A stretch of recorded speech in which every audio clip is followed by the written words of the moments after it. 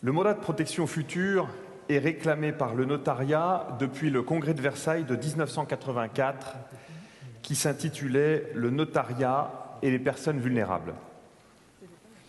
Il a été créé, on le rappelait tout à l'heure avec l'intervention du professeur Murat, par la loi du 5 mars 2007 et est entré en application le 1er janvier 2009. Nous ne traiterons ici que du mandat de protection future notarié. Le mandat de protection future est, comme son nom l'indique, un mandat qui obéit aux règles de droit commun du mandat, dans la mesure où elles sont compatibles avec les dispositions spécifiques qui le régissent. On peut le définir comme un mandat permettant à toute personne d'organiser conventionnellement sa protection en désignant un tiers chargé de la représenter dans les actes de la vie civile, pour le cas où elle ne pourrait plus pourvoir seule à ses intérêts. L'objet du mandat peut être double. Il peut concerner à la fois la protection patrimoniale, mais aussi personnelle du mandant. Enfin, ce mandat peut être général ou seulement restreint à certains actes. En pratique, dans l'esprit des personnes qui nous consultent, les raisons pour lesquelles elles souhaitent régulariser un mandat de protection future sont avant tout de leur permettre, via le mandataire qu'elles auront désigné, leur personne de confiance, de gérer leurs biens, et notamment de vendre, pourquoi pas, le moment venu, leur logement, souvent le seul bien dont elles disposent, et dont la vente, au moment le plus opportun, leur permettra parfois d'assumer le coût de placement dans un établissement adapté. Cependant, l'article 426 du Code civil, qui est intégré au régime général du droit des majeurs protégés, ne permet pas au mandant d'autoriser le mandataire à vendre son logement. Et c'est sur ce point que va porter notre proposition. Selon cet article, 2 voire 3 conditions sont requises pour disposer du logement d'une personne protégée. L'autorisation par le juge des tutelles, la nécessité de l'opération et l'intérêt de la personne, c'est le juge qui contrôle cet aspect, et depuis le 18 février 2015, alors c'était déjà obligatoire avant, ça ne l'était plus, et c'est de nouveau obligatoire depuis le 18 février 2015, l'avis préalable d'un médecin est requis si la vente est motivée par l'accueil de la personne protégée dans un établissement. L'idée est de s'assurer pour le juge que la personne ne rentrera pas chez elle. L'accord du juge est donc nécessaire pour que le mandataire puisse disposer du logement de la personne protégée, que ce soit sa résidence principale ou secondaire. Et il faut donc retenir qu'en l'état actuel du texte, la liberté contractuelle du mandant ne lui permet pas de doter le mandataire du pouvoir de vendre sa résidence principale ou secondaire. Le mandat de protection future est soumis finalement sur ce même point à la même obligation que tous les autres régimes judiciaires de protection des majeurs. Alors que contrairement aux causes d'ouverture de ces régimes judiciaires, le majeur, lui, est parfaitement capable au moment où il décide de régulariser un mandat de protection future. J'ajoute que le majeur, qui va d'ailleurs rester capable si le mandat était mis en application, mais ce même majeur peut donner mandat pour la vente de son logement au terme d'une simple procuration sous signature privée. Alors, pourquoi le mandant, au terme du mandat de protection future, dont la forme est par ailleurs authentique, ne pourrait-il pas faire de même? Cela rend finalement le mandat de protection future peu efficace et peu attrayant pour la clientèle. C'est une des causes dont on parlait tout à l'heure. On constate en effet que cet outil, alors malgré certains confrères quand même qui sont convaincus, mais qui sont malheureusement un peu isolés, cet outil reste globalement peu utilisé en France. Alors que le souhait du législateur, on entend ce mot dans toutes les bouches depuis hier, cérémonie d'ouverture, le souhait du législateur tend vers une déjudiciarisation, au cas particulier de la protection des majeurs. Déjudiciarisation au profit de l'autonomie de leur volonté. Le mandat de protection future, qui avait été présenté comme l'alternative contractuelle à la tutelle, est très loin finalement d'y être parvenu. D'après le dernier rapport de la Cour des comptes, le professeur Murat rappelait des chiffres tout à l'heure, le nombre d'ouvertures de mesures de protection de type tutelle ou curatelle renforcée a cru plus vite depuis la réforme de 2007, alors même que l'effet de la réforme aurait dû entraîner l'effet inverse. Moins de 5000 mandats ont été mis en application à ce jour. Alors, il est vrai que les raisons de cet insuccès sont multiples. On peut évoquer l'ambiguïté de son régime. Le majeur est sous un régime de protection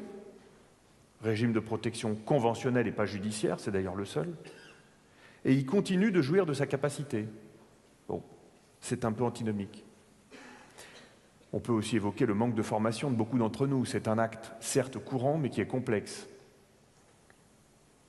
On peut évoquer aussi la mission de contrôle des comptes par le notaire, qui peut sembler lourde, qui est, et c'est le moins qu'on puisse dire, mal rémunérée par notre tarif, et qui peut être source de responsabilité.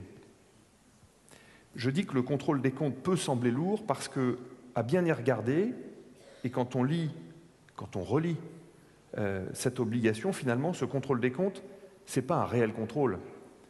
C'est une obligation de conserver les comptes et l'inventaire des biens qui sont adressés par le mandataire au notaire, et le notaire ne doit se contenter que d'alerter le juge s'il constate tout mouvement de fonds injustifié ou tout acte injustifié. C'est le devoir d'alerte, tout simplement, mais ce n'est pas une investigation particulière sur les comptes qui lui sont communiqués qui est demandée au notaire. Alors, la rédaction même du mandat peut permettre de résoudre la plupart des problématiques. Il existe des formules très complètes qui ont été faites depuis maintenant une dizaine d'années, et dans nos travaux, nous faisons état de ces formules. En revanche, ce qui ne peut pas être résolu au terme du mandat, et la rédaction donc n'y pourra rien, et c'est selon nous une des raisons essentielles de son insuccès, c'est qu'il est inefficace et de portée limitée pour nos clients, compte tenu que le mandant, alors pleinement capable, je le disais, ne peut doter le mandataire en qui il a toute confiance du pouvoir de vendre son logement. Alors cette difficulté peut être corrigée par une clarification des textes. Je dis clarification parce qu'il a pu y avoir une divergence doctrinale sur finalement la proposition que je suis en train de vous faire. C'est pourquoi nous pensons qu'il faut permettre au mandant, s'il le souhaite, mais uniquement s'il le souhaite, ça n'a aucun caractère automatique, de doter le mandataire du pouvoir de vendre son logement.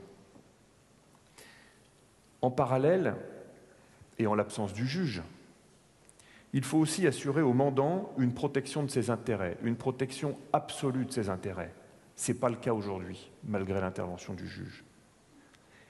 S'il décide que le mandataire pourra disposer de sa résidence principale ou secondaire, celui-ci ne pourra y procéder qu'après l'avis d'un médecin, si la vente est motivée par l'accueil de la personne dans un établissement. La condition qui existe déjà doit subsister pour cet avis médical. Outre une condition que nous souhaitons ajouter, à savoir que la vente se réalise pour un prix supérieur ou égal à la valeur du bien cédé, cette valeur devant être exprimée dans une expertise réalisée par un expert judiciaire dépendant du ressort du lieu de situation du bien. Il faut en effet savoir qu'au terme de l'article 505 alinéa 3, l'exigence de l'expertise ou de l'avis d'au moins 2 professionnels qualifiés, souvent les 2 avis de valeur d'agence immobilière, n'est imposée finalement qu'en matière de tutelle.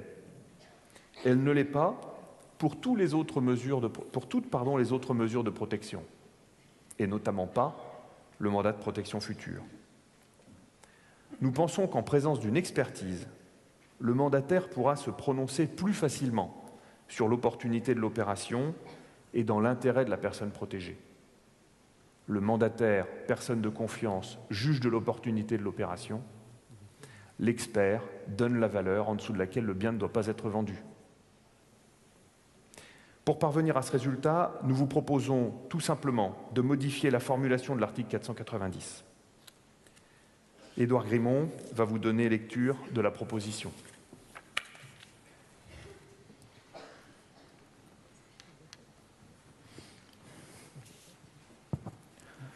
Considérant que l'esprit de la loi du 5 mars 2007 est le respect de la volonté permettant une déjudiciarisation partielle du droit des majeurs protégés, que le mandat de protection future est la seule mesure de protection conventionnelle et que sa mise en application n'entraîne pas l'incapacité du majeur, que l'esprit du mandat de protection future est de placer la personne protégée au centre du dispositif en lui permettant de dicter à l'avance ses volontés et de constituer ainsi une véritable alternative à la tutelle.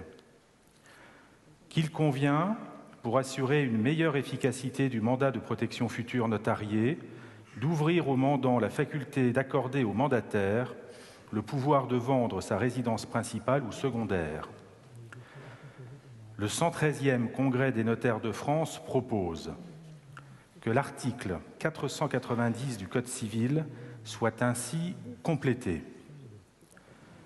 Par dérogation à l'article 1988, le mandat, même conçu en termes généraux, inclut tous les actes patrimoniaux que le tuteur a le pouvoir d'accomplir seul ou avec une autorisation.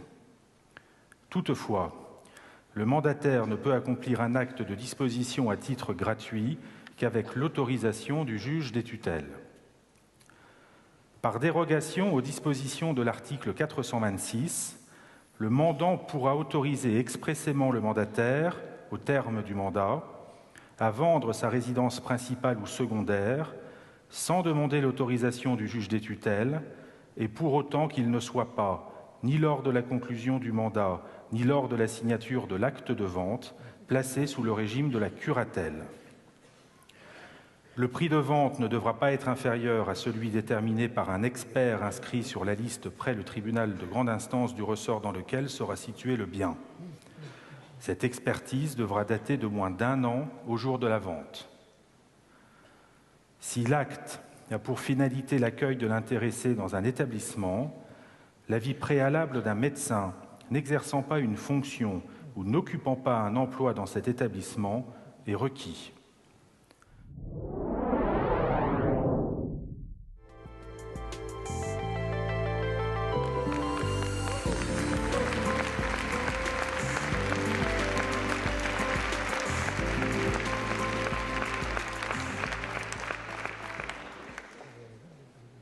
La proposition, merci, est adoptée à une majorité importante. Je vous remercie.